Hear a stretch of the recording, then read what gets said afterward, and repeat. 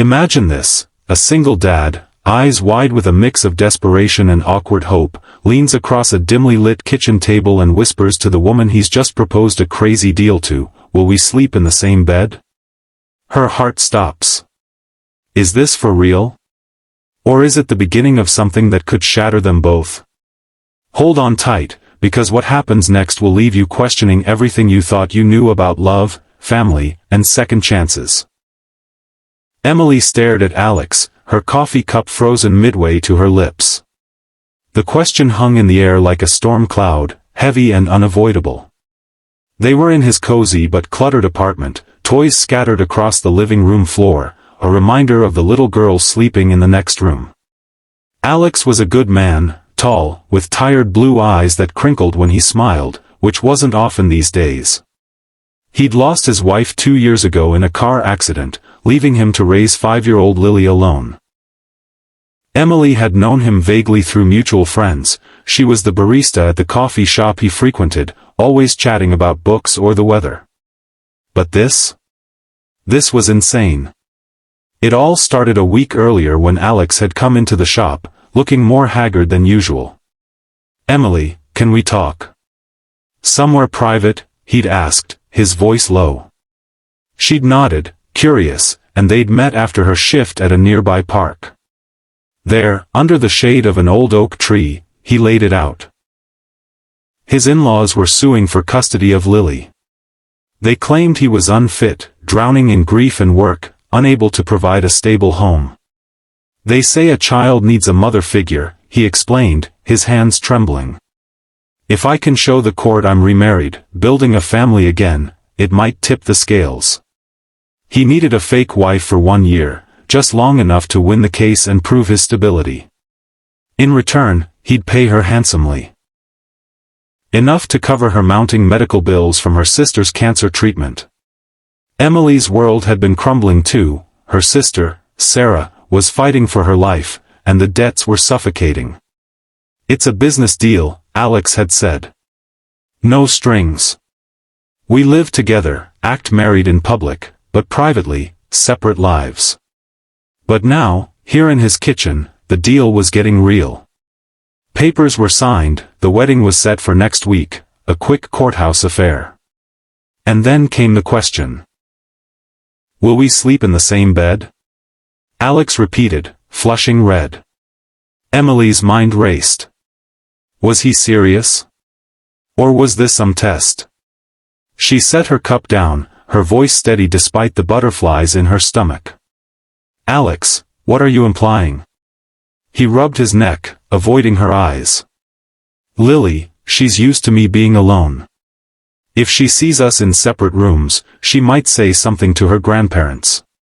They're watching everything." Emily's heart twisted. For Lily's sake? Or was there more? She agreed, tentatively, but as she left that night, a chill ran down her spine. What if this fake marriage awakened something real, and dangerous? The wedding day arrived like a whirlwind. Emily stood in front of the mirror in a simple white dress she'd borrowed from a friend, her dark hair pinned up, trying to ignore the knot in her gut. Alex looked handsome in his suit, but his smile didn't reach his eyes. Lily bounced around in a flower girl outfit, oblivious to the charade. "Are you my new mommy?" she asked innocently as they walked into the courthouse. Emily knelt down, her throat tight. "I'm here to help take care of you, sweetie." The ceremony was brief, vows exchanged with mechanical precision. Rings slipped on fingers that felt foreign. As they signed the certificate, Emily caught Alex glancing at her, a flicker of something unspoken in his gaze. That night, back at the apartment, now their home, they stood awkwardly in the bedroom. "You take the bed," Alex offered, grabbing a pillow for the couch. But Lily wandered in, rubbing her eyes. "Daddy, why is Emily on the couch?" Alex froze. Emily's pulse quickened. Would the little girl blow their cover already? No, they improvised. Alex scooped Lily up, laughing it off as a game. But as the days turned into weeks, the pretense blurred. Emily moved her things in, filling the space with her books and plants, bringing life to the once somber apartment. She cooked dinners. Pasta with homemade sauce, Alex's favorite from his late wife's recipe, which he shared one evening over wine. "Maria used to make this," he said softly, his voice cracking. Emily listened, her heart aching for him. She shared about Sarah, the endless hospital visits, the fear of losing her only family. "You're strong," Alex told her, his hand brushing hers accidentally, or was it? Lily thrived, drawing pictures of their family and clinging to Emily during story time. But challenges loomed. The in-laws, Margaret and Harold, dropped by unannounced, scrutinizing every detail. "How did you two meet?" Margaret asked sharply one afternoon. Emily and Alex had rehearsed, but under pressure, Emily stumbled. "At the coffee shop," she said. "He was my regular." Harold narrowed his eyes. "Seems convenient." As they left, Alex whispered, "That was close." But Emily wondered, how long could they keep this up without cracking? One evening, after putting Lily to bed, Emily found Alex in the living room, staring at an old photo album. Tears glistened on his cheeks. "I miss her so much," he admitted. Emily sat beside him, her arm around his shoulders. "It's okay to grieve," she said. "But you're building something new here." Their eyes met, and for a moment, the air thickened. He leaned in, hesitantly, and their lips brushed, a soft, unexpected kiss. Emily pulled back, breathless. "Alex, this isn't part of the deal." He nodded, apologetic, but the spark was lit. Nights in the same bed became torture. They lay inches apart, aware of every breath, every shift. Emily tossed and turned, fighting feelings she hadn't anticipated. Was she falling for him?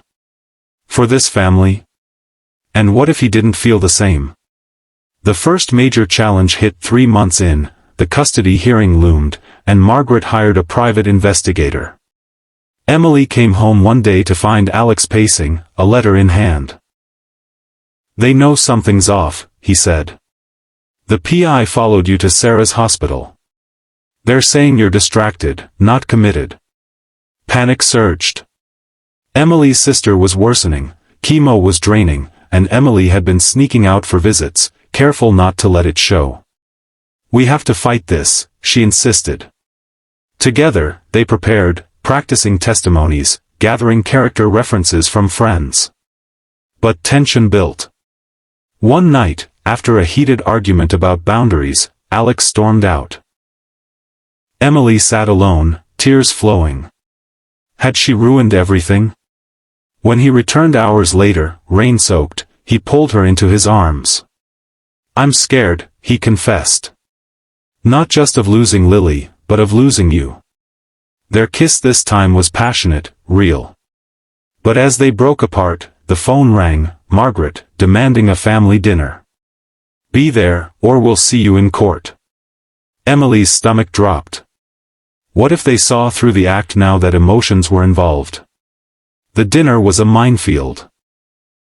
At the upscale restaurant, Margaret grilled them relentlessly.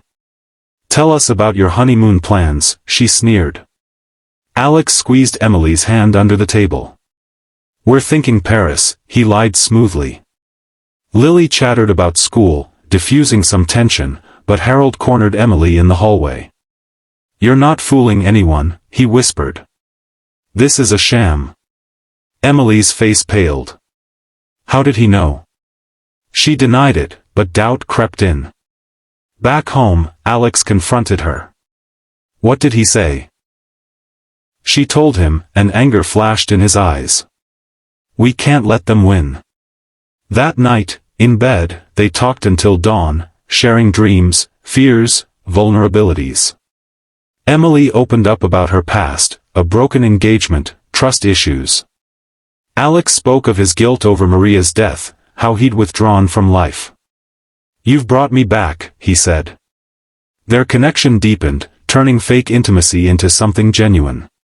But the investigators' report arrived the next day, photos of Emily at the hospital, alone. "Explain this," the letter demanded. Alex stared at it, betrayal flickering. "Were you hiding something from me?" Emily's heart raced. Was this the end? No, it wasn't. Emily explained everything: Sarah's illness, the bills, why she'd agreed to the deal. Alex's anger melted into understanding. "We're in this together," he said, pulling her close. They decided to come clean, partially. At the hearing, they'd admit the marriage started as convenience but had grown real. But first, another hurdle. Sarah's health took a turn.